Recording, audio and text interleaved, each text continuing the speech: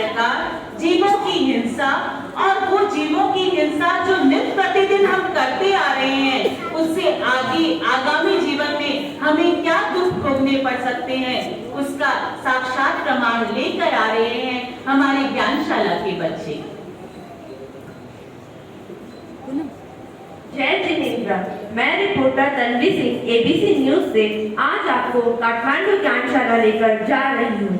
काठमांडू में ज्ञानशाला बहुत ही सुचारू रूप से चल रही है, जहाँ अनेक बच्चे आते हैं एवं ज्ञानार्जन कर देश के उज्जवल भविष्य की नींव को सुदृढ़ करते हैं। तो चलिए चलते हैं काठमांडू ज्ञानशाला।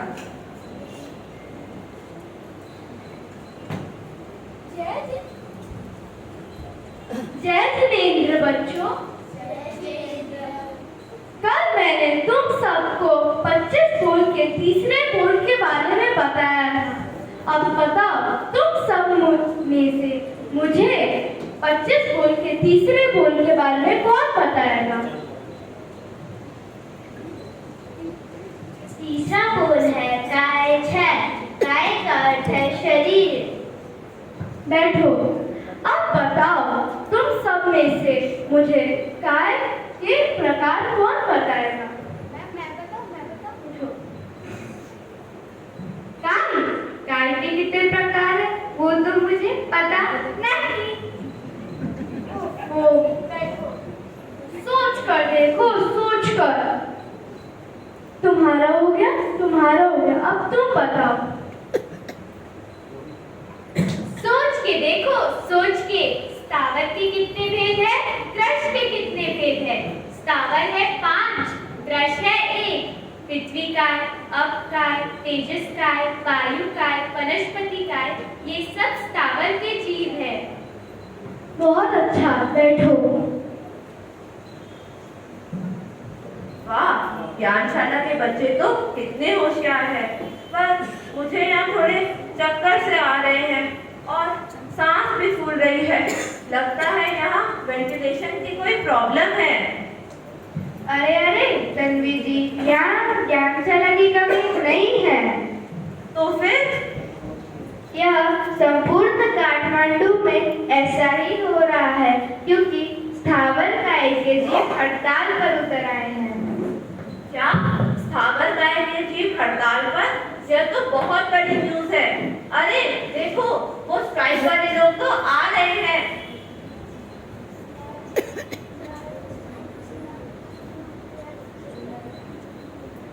अरे आप लोग ये क्या कर रहे हैं?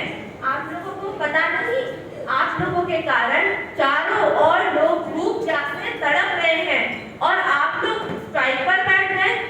ये क्या बचकाना हरकत है?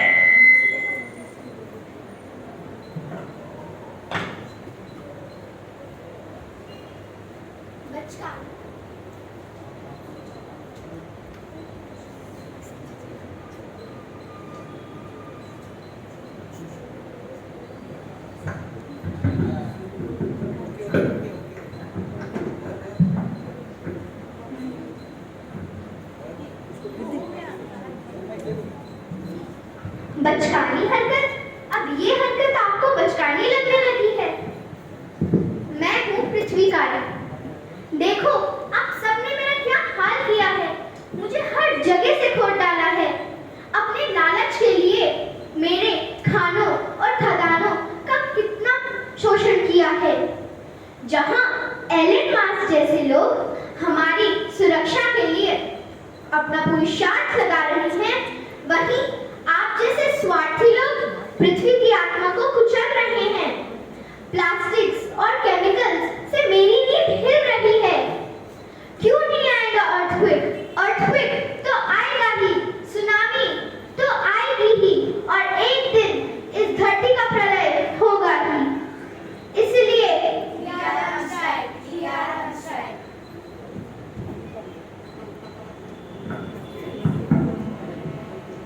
मैं हूँ आपका।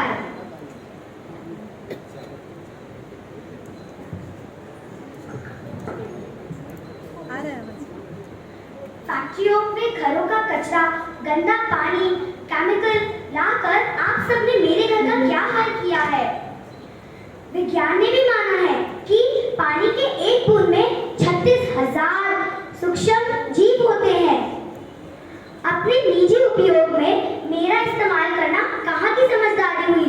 बताइए, बोलिए ना, कहाँ की समझदारी हुई? इसीलिए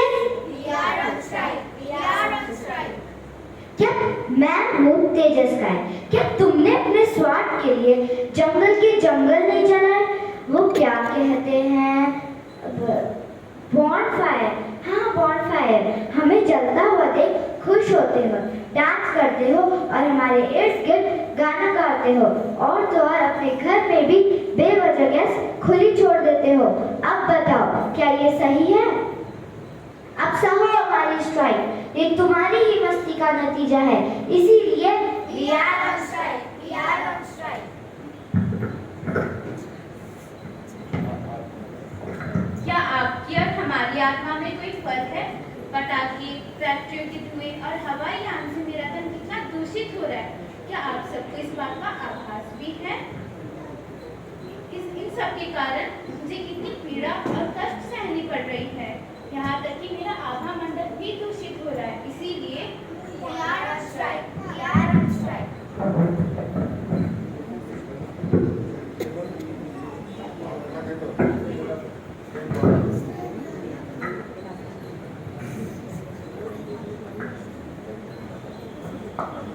मैं हूँ वनस्पति काई।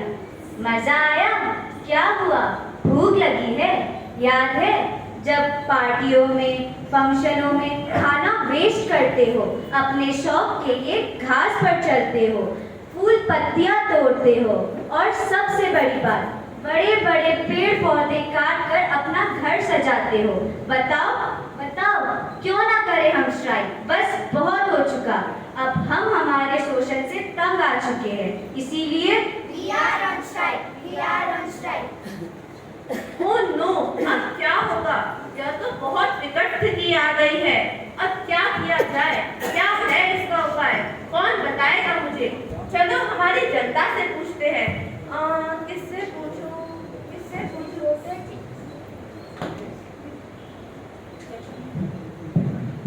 रिपोर्टर जी, मेरी बात सुनिए प्लीज।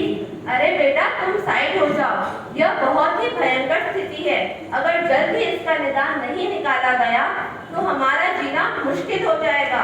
मैं आपको डिस्टर्ब नहीं कर रहा, मैं आपको उपाय बता रहा हूँ। उपाय? क्या मजाक कर रहे हो तुम? मैं मजाक नहीं करता। मेरे गुरुवर के पास हर समस्या का समाधान होता है, इसका भी होगा। अच्छा, कहाँ है तुम्हारे गुरुवर? मुझे भी उनके पास ले चलो। मेरे गुरुवर तो सूरत में विराजमान है। क्या? अब क्या करें? मेरे गुरुवर तो यहाँ नहीं है, परंतु उनके विद्वान शिष्य मुनिवर रमेश कुमार जी यहाँ विराजमान है। वह भी इसका उपाय बता सकते हैं। चलो फिर, देरी किस बात की?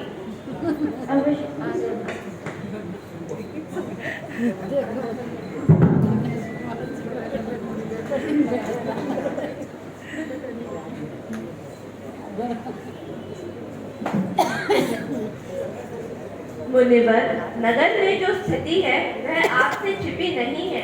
कृपया कर इसका निदान बताइए। इसका सबसे सरल निदान है संयमाखलु जीवनम, अर्थात संयमी जीवन है। क्या मैं आपसे उपाय मांग रही हूँ और आप? नहीं समझो, इसका अर्थ यह है कि हम सभी को संयमित जीवन जीना चाहिए। हम सभी को वस्तुओं का कम से कम इस्तेमाल करना चाहिए और आवश्यक नहीं। क्यों, मैंने सही कहा ना स्थावरकर जी?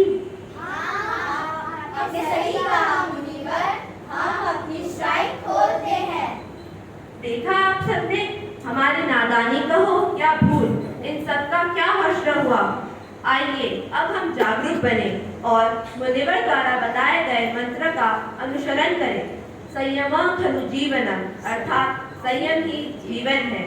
ओम